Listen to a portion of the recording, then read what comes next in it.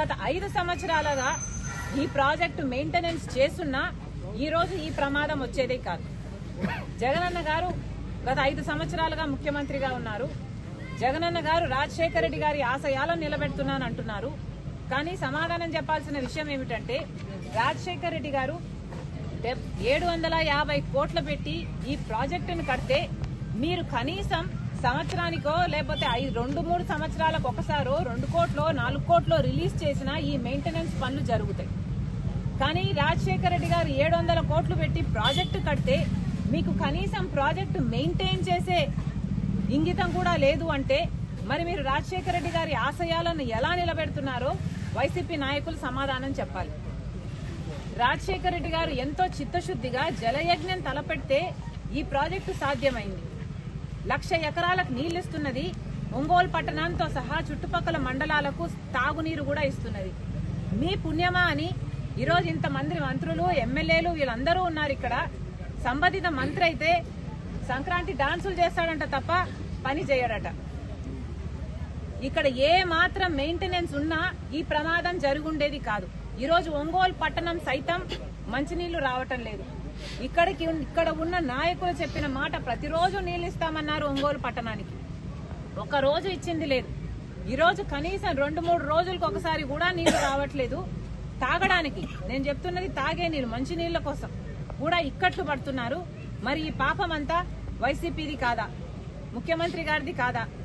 YCP సమాధానం చెప్పాలి. రాజశేఖర రెడ్డి గారి ఆశయాలను కోసం మేము నిలబడ్డాము. రాజశేఖర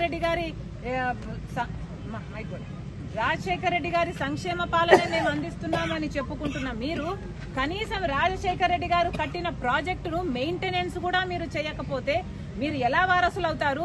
మీరు ఎలా రాజశేఖర రెడ్డి గారి ఆశయాలు నిలబెడతారో మాకైతే అర్థం కావటం లేదు.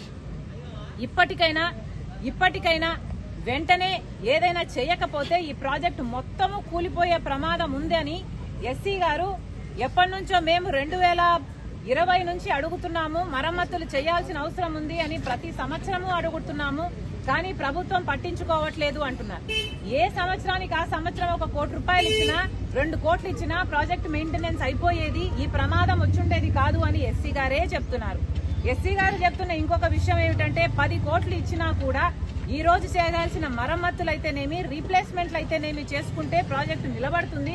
లేకపోతే ఈ ప్రాజెక్టు నిలబడే అవకాశమే లేదు, మొత్తం నాశనం అయిపోతుంది, అసలు ప్రాజెక్టు కట్టి కూడా వృధా అయిపోతుంది అని చెప్తున్నారు. కనీసం ఇప్పుడైనా కళ్ళు తెరవండి.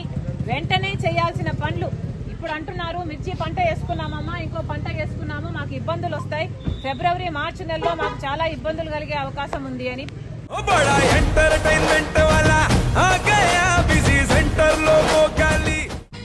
సక్కు సక్కేంద్ర సక్కు సక్కు బాయ్ బాయ్ బాయ్ బాయేంద్ర భార్గవ్ బాయ్ బాయ్. గిరాకొచ్చే టైం ఏంది? కస్టమర్లు వస్తున్నాడు, రేటు కలిపి గురి. కస్టమర్లు వస్తున్నారు కదా, మాత్రం పొగరు ఉంటది. మరి తగ్గిచ్చేద్దాం పొగర్ని. డబ్బులు కట్టేస్తావేంటి కొంప తీసి? లేదు, కస్టమర్లు ఆపేద్దాం. పదా మరి మన బిజినెస్ స్టార్ట్ చేద్దాం.